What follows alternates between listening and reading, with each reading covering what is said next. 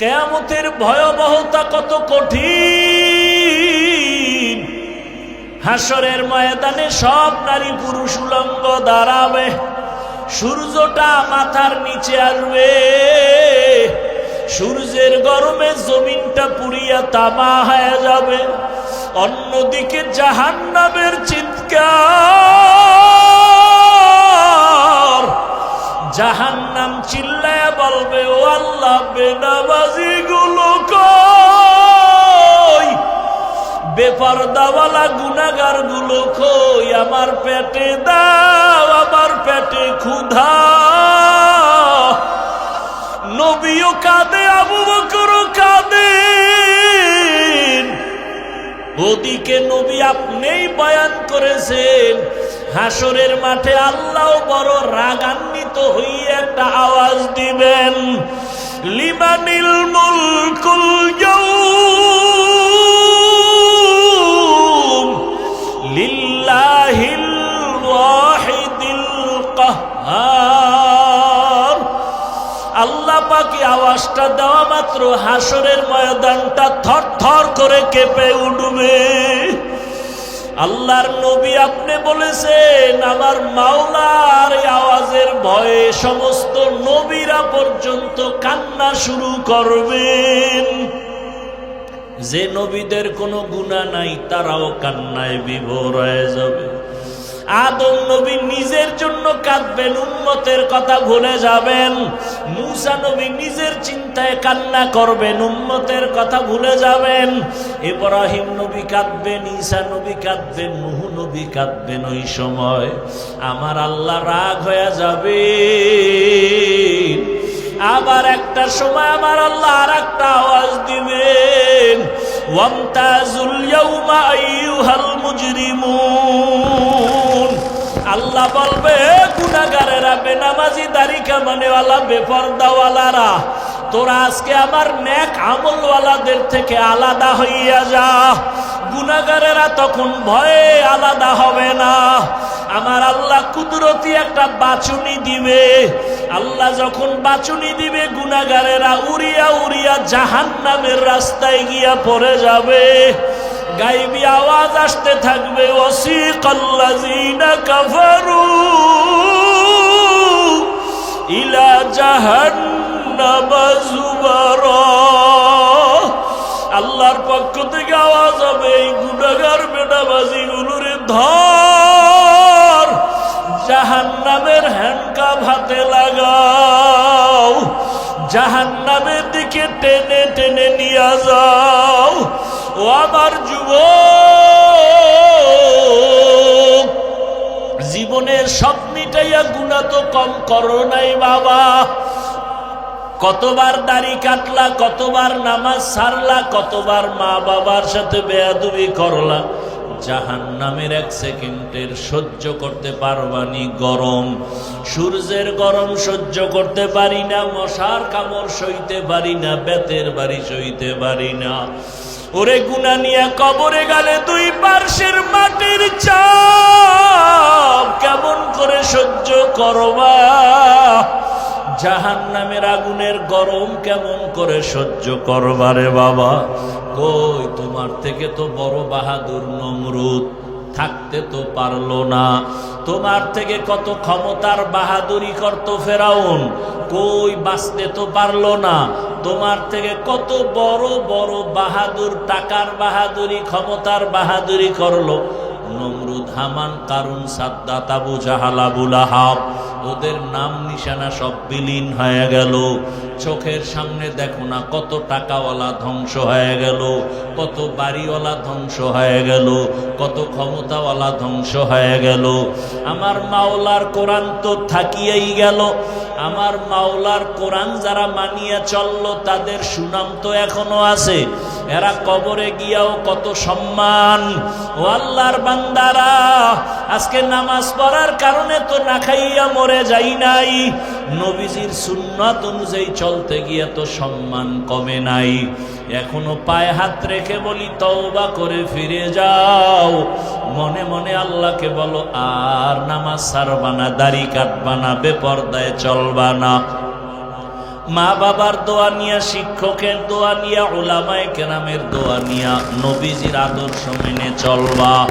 ও পর্দার আড়ালের মা বোনেরা, আপনার মতো কত মা কত বোন পর্দা করে, স্বামীর মাল হেফাজত করে, নামাজ পড়ে, মোবাইলে সময় নষ্ট করে না। আপনারা কেন পারবেন না? তওবা করেন, একটা আদর্শবান সন্তান দুনিয়াতে রেখে যান, কোরআন শিখায় যান। আপনার সন্তানের ব্যবহারে কখনো যেন আলেম ওলামা কষ্ট না পায়, আপনার সন্তানের আচরণে যেন কখনো মুরব্বী শিক্ষক কষ্ট না পায়।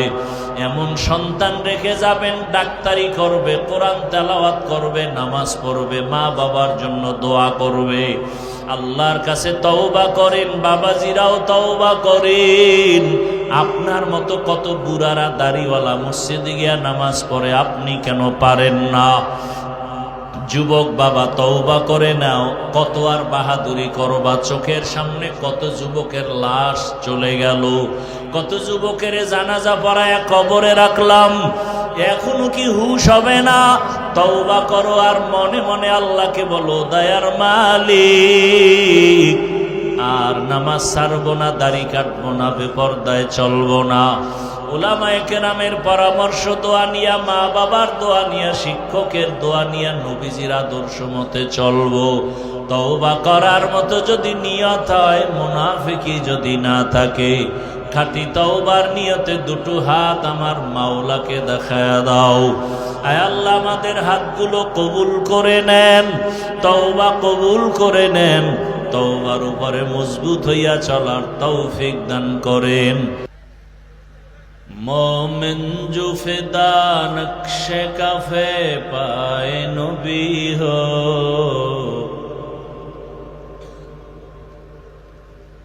मोमिन जो फिदा नक्शे कफे पाए नबी हो ज़ीर कदम आज भी आलम का खज़ीना, हो ज़ीर कदम आज भी आलम का खजीना।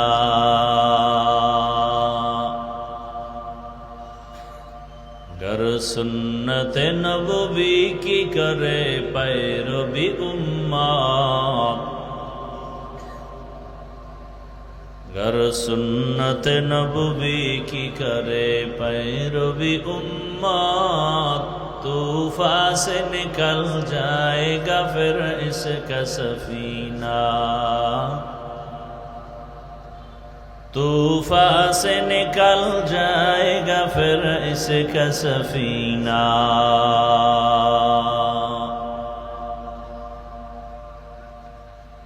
आशिक हो बिरादर शहंशाह दो आलम, आशिक हो बिरादर शहंशाह दो आलम, मिश्को से ज़ियादा मुबारक जिसका पसीना, मिश्को से ज़ियादा मुबारक जिसका पसीना।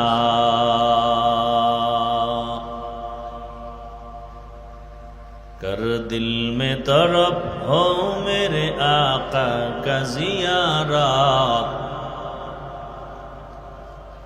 कर दिल में तरफ हो मेरे आका का ज़ियारत, एक आन में आए नबी दिखलाद मदीना,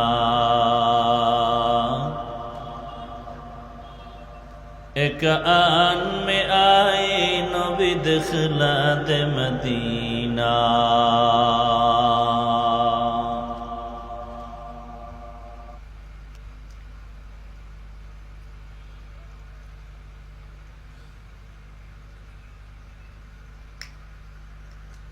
দক্ষিণ খলিয়া মণ্ডলপাড়া যুব সমাজের উদ্যোগে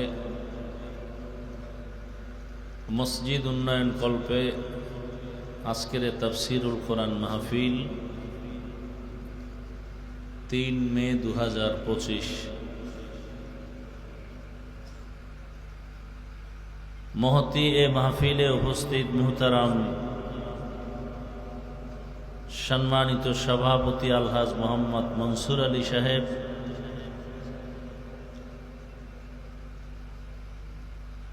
প্রধান অতিথি জনাব মোহাম্মদ নেবুল হক লিটন সাহেব সহ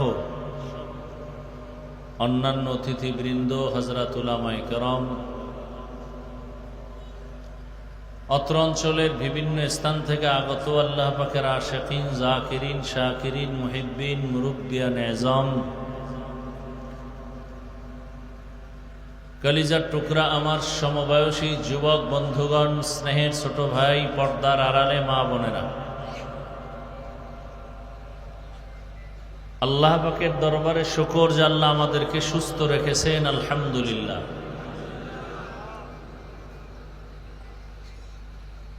হাজারো লাখো মানুষের মধ্য থেকে বাছাই করে পৃথিবীর শ্রেষ্ঠ মজলিস, উলামায়ে আহলে হকের মজলিস, গুনাহ মাফের মজলিস, তওবা কবুলের মজলিসে আমাদেরকে হাজির হওয়ার তৌফিক দান করেছেন। আর একবার মহব্বতে শুকর আদায় করি, আলহামদুলিল্লাহ।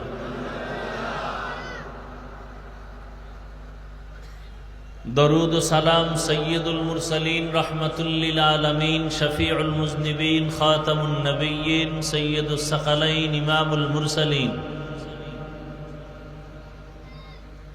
শফিয়ে আযম, রসুল আকরাম, রহমতে আলম, নবিয়ুল আরব ওয়াল আজম,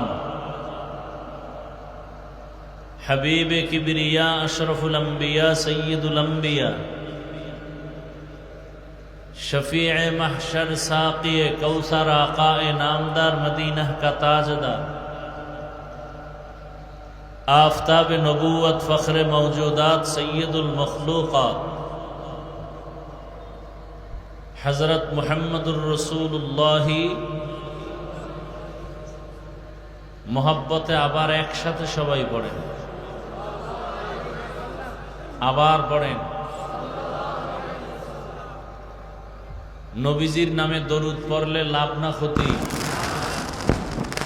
একবার পড়েছেন সাল্লাল্লাহু আলাইহি ওয়াসাল্লাম, সাথে সাথে 3টা পুরস্কার পেয়ে গেছেন। প্রথম পুরস্কার 10টা গুনাহ মাফ হয়ে গেছে। দ্বিতীয় পুরস্কার আল্লাহর দরবারে 10 গুণ মর্যাদা বেড়ে গেছে।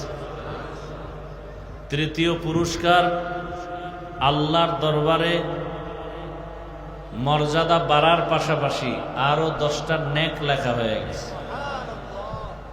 যেই 10টা গুনাহকে মাফ করলেন, ওই 10টা গুনাহও আল্লাহ নেক দ্বারা পরিবর্তন করে দিয়েছেন।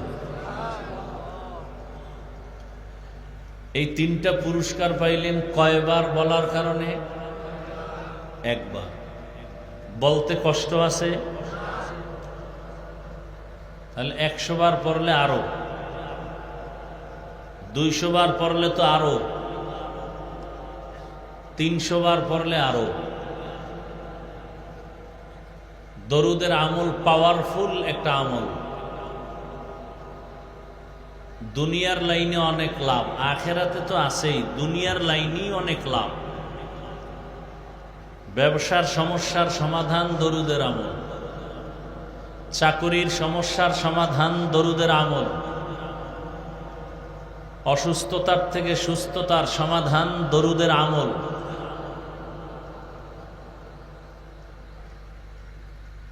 এমনকি জীবনের কৃত যত আমল আছে, সমস্ত আমল কবুলের পূর্বশর্ত দরুদ। হাদিস শরীফে আল্লাহর রাসূল বলেন, বান্দা যত দোয়া করবে, যদি দরুদ ছাড়া হয়, এ দোয়া কবুল হবে না।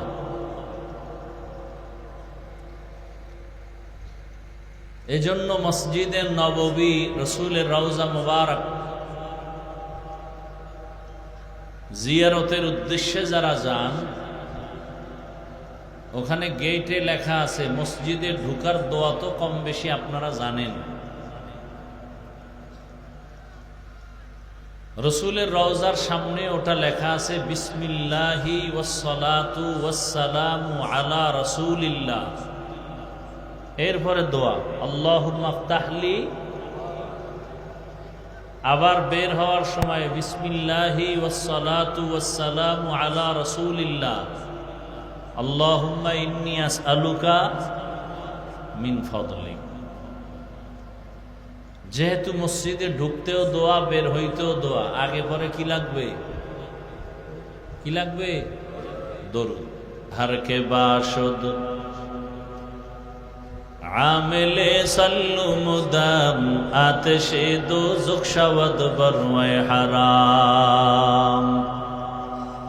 কমপক্ষে প্রতিদিন 300 বার দরুদের আমল করা দায়িত্ব। কতবার? সময় থাকলে নামাজেরটা পড়বেন, এটা হলো সর্বোত্তম। সময় কম হলে এই ছোট অংশটাই পড়বেন, তবে বিনা ওযুতে না,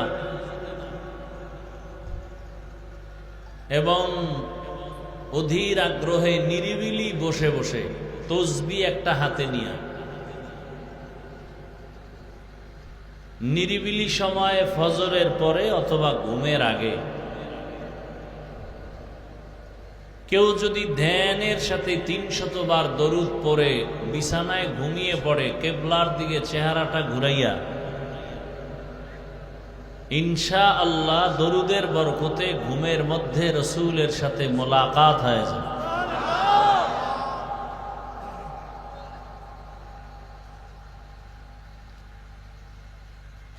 নিয়ত করা যায় না ইনশাআল্লাহ? জীবনে কি করছেন, কি আছে আল্লাহর কাছে পেশ করার, অথচ দাবি তো করি মুসলমান, ভাব দেখাই বড় বুজুর্গের মতো,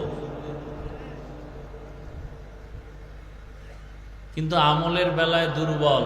আল্লাহর কাছে পেশ করার মতো কোনো আমলই নেই। সব আমলের মধ্যে ভেজালে ভরা। দুনিয়ায় ভেজালে সব শেষ হয়ে গেছে, ঈমান আমলের মধ্যেও ভেজাল আর ভেজাল। এই ভেজালের সমাধান দেওয়া তো বড় কঠিন। এমন একটা আমল নাই যেখানে আপনি করতে গিয়া একটা পেরেশান হবেন না।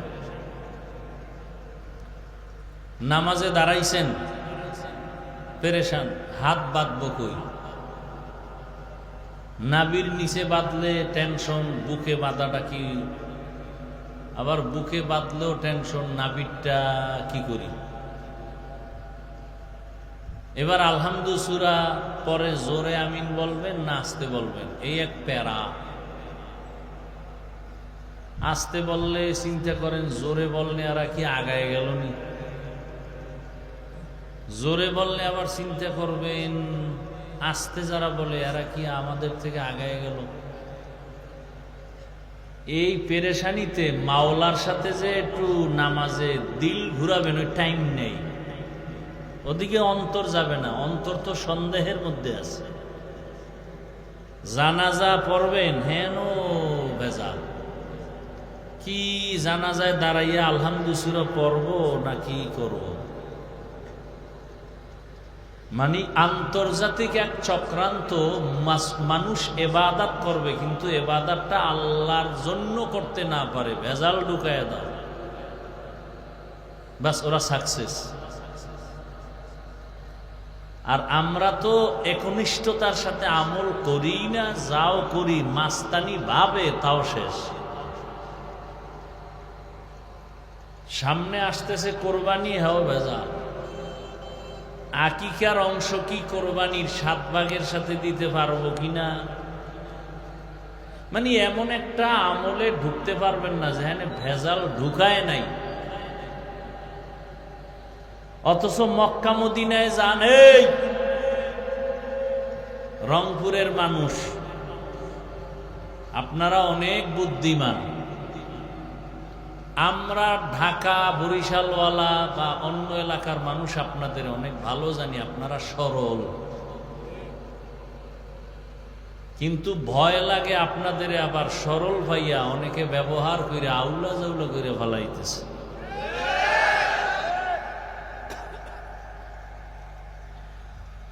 আল্লাহ হেদায়েত দান করুন। সৌদি মক্কা মদিনায় গিয়ে দেখবেন সারা দুনিয়াতে যত কোয়ালিটির আদর্শের মানুষ সব হেন আছে না নাই? কেউ হাত ছাইরা দিয়া নামাজ পড়তেছে, কেউ জোরে আমিন বলতেছে, কেউ চুপচাপ আছে, কেউ ঘুমাইছে, একামতে দাঁড়ায় গেছে, অজুও লাগে নাই। আবার কেউরে দেখলাম নামাজের মধ্যেই মোবাইল আসছে, মোবাইল বের করে কথা বললে আবার পকেটে রাখছে, নামাজ যায় নাই। আবার দেখলাম একদল কোরআন শরীফ এরম মাটিতে ফালাইয়া হাত এরম দিয়া পাও কাবার দিকে ঘুরাইয়া এরম করতেছে, কোরআন শরীফ মাটিতে ফালাইয়া। আবার দেখলাম সেজদায় যাওয়ার সময় পকেট থেকে একটা আলাদা কাঠের টুকরা বাইর করে কপালের নিচে দিয়ে সেজদা দিছে।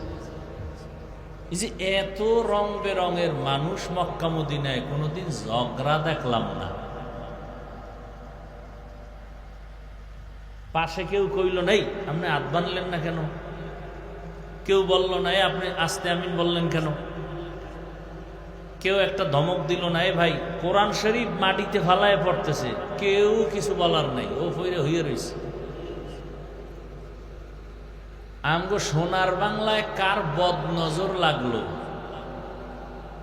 সব ভেজাল আর ঝগড়া আমাদের মাঝখানে, কারো বদ নজর লাগছে। নাইলে আমি পাঁচকল্লি টুপি মাথায় দিছি, কই আমি তো কই নাই, আপনারা যারা অন্য টুপি দিছেন সব জাহান্নামী।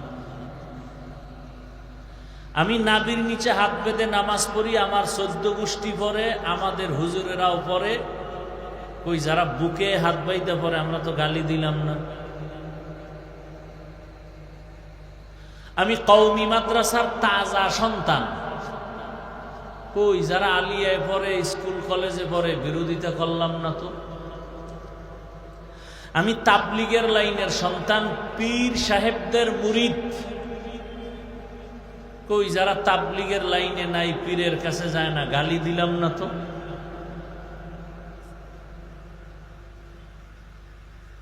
কিন্তু আপনাদের হালাত যদি এমন হয় যে আপনি যেটা করেন এটা অন্য না করলেই ঝামেলা, তাহলে আমও গেল আপনার সালাও গেল।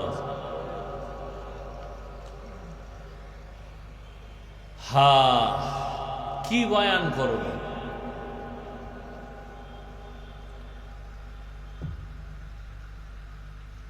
বাংলাদেশটা এখন প্রত্যেকটা কাজে কর্মে নোংরামি এতটা প্রখর হয়েছে। মসজিদ নিয়া নোংরামি, রাজনীতি, মাদ্রাসা রাজনীতি, বয়ানে বইছি রাজনীতি, মানে এখন রাজনীতি ছাড়া বাংলাদেশে কিছু নেই। আর রাজনীতি মানি হলো নোংরামি, রাজনীতি মানে নীতির রাজা। অথচ এখন চূড়ান্ত নোংরামি চলে এই রাজনীতির প্যান্ডেলের মধ্যে। আপনি রাজনীতি করবেন, আমি মাঝে মাঝে বলি হাসতে হাসতে, কেউ যদি তাড়াতাড়ি মরতে চাও বেইজ্জতি হইয়া, তাহলে রাজনীতি করো, নাইলে বিয়া আর একটা করো, ডবল বিয়া করো, তাড়াতাড়ি মরবা এবং ইজ্জত হারাইয়া মরবা। আর না হয় বর্তমান রাজনীতির নোংরা রাজনীতিতে ঢুকো, মরণটা তাড়াতাড়ি হবে, ইজ্জত তাড়াতাড়ি যাবে। বেয়াদবি মাপ চাই, বুঝাবার জন্য বললাম।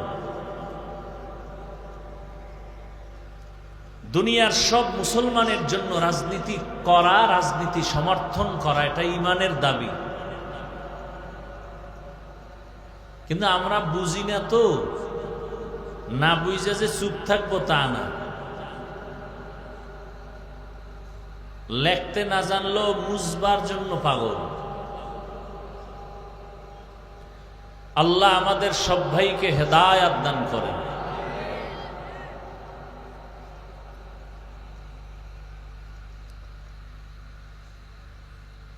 তো যাদের আয়োজনে আজকের মাহফিল,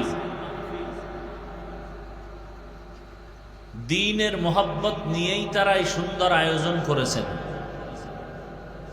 আল্লাহ তাদের কবুল করেন। এই মাহফিলের বরকতে পুরা এলাকায় শান্তি দান করেন। কবরওয়ালাদেরকে আল্লাহ জান্নাত দান করেন। মুসলমান হিসাবে মিলেমিশে জীবন যাপনের আমাদের তৌফিক দান করেন। ওলামায়ে কেরাম যে আলোচনা করেছেন আমাদেরকে আমল করার তৌফিক দান করেন। ওলামায়ে কেরামের ইজ্জতকে আল্লাহ সর্বোচ্চভাবে বাড়ায় দেন। যারা ওলামায়ে কেরামের বিরুদ্ধে ফেসবুকে লেখে অথবা বলে, আল্লাহ ওদের হেদায়াত দান করেন। ওলামায়ে কেরামের ইজ্জত বাড়লে এই জাতির ইজ্জত বাড়বে। ওলামায়ে কেরামের ইজ্জত কমলে জাতির কপাল পুড়ে যাবে। করোনা মহামারী, অশান্তি, মানে যত ঝামেলার মূলে সব আলেম ওলামাদের বেয়াদবির ফলাফল। বহু চাকরিজীবীর চাকরি নাই, ব্যবসায়ীর ব্যবসা নাই, কিন্তু সামান্য অল্প জিনিসের দ্বারা জীবন যাপন করে আজও এখনো যেভাবে আছেন, পিছনেও ছিলেন, সামনেও থাকবেন। এদের কোনো ডান বাম নাই, কোনো পেরেশানি নাই, একমাত্র রসুলের আদর্শওয়ালা যারা তারা। আজকে সেই রসুলের আদর্শের উপরে আমি কিছু কথা বলব। যদি আপনারা দোয়া করেন, আল্লাহ যদি তৌফিক দান করেন, সহি নিয়তে, সহি তরিকায়, সহি কিছু কথা আয়াত ও হাদিসের আলোকে আমি বলতে পারি, আপনারা শুনতে পারেন। দয়াময় আল্লাহ সে তৌফিক আমাকে এবং আপনাদেরকে দান করেন। যে আয়াত আমি পড়েছি, আপনারা কোরআন পড়তে না জানলেও অনেকে শুনে শুনে সে আয়াতটা মুখস্থ করেছেন। আমা আরসালনাকা ইল্লা রাহমাতাল লিল, সবাই পারেন। আজকে একটু শুনে যাবেন এই আয়াতের রহস্য কতটা বিস্তীর্ণ। আল্লাহ বলেন, ওয়ামা আরসালনাকা ইল্লা রাহমাতাল লিল আলামিন। হে রাসূল করিম সাল্লাল্লাহু আলাইহি ওয়াসাল্লাম, আমি আপনাকে দুনিয়ায় প্রেরণ করি নাই, হ্যাঁ করেছি জগৎ সমূহের রহমত হিসেবে। নবীজি বলেন, কুল্লু উম্মতি ইয়াদখুলুনাল জান্নাতা ইল্লা মান আবা। সব উম্মতেরা জান্নাতে যাবে, যেই উম্মত আমি মুহাম্মদ রে মানে না সে জান্নাতে যাবে না। কিলা মান আবা। সাহাবায়ে কেরামদের মধ্য থেকে কেউ প্রশ্ন করলেন, ইয়া রাসূলুল্লাহ, আপনাকে মানে না তারা কারা? ক্বালা, নবীজি বললেন, মান আতাআনি দাখালাল জান্নাহ ওয়া মান আসানি ফাকাদ আবা। যে আমি মুহাম্মদের অনুসরণ করে সে জান্নাতে যাবে, যে আমার বিরোধিতা করবে সে আমাকে অস্বীকার করার কারণে জাহান্নামে যাবে। তরজমা শেষ। হাদিসের উপরে 5 মিনিট ব্যাখ্যা করে আয়াতে ঢুকে যাব। নবীজি বললেন সব উম্মত জান্নাতে যাবে, সব। কথা শেষ না আরো আছে? আরো আছে। কি? সব উম্মত জান্নাতে যাবে, কিন্তু আমি মুহাম্মদ রে যারা মানে না তারা যাবে না। সাহাবায়ে কেরাম প্রশ্ন করলেন, হে আল্লাহর রাসূল, আপনাকে মানে না তারা কারা? নবী কি জবাবটা দিলেন একটু খেয়াল করেন। নবীজি ডাইরেক্ট সাহাবায়ে কেরামের প্রশ্নের জবাব দেননি, মাঝখানে অন্য একটা মহব্বতের শব্দ ঢুকাইয়া দিছেন। নবী বললেন, যারা আমার অনুসরণ করবে তারা জান্নাতে যাবে। খেয়াল করছেন সবাই? কথা বললেন কিন্তু। বয়ান বক্তার এলেমের বাহাদুরিতে হয় না, যত বড় বক্তা হোক।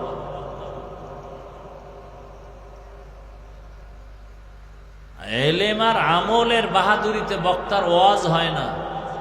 ওয়াজ হওয়ার জন্য দুইটা মেডিসিন লাগে।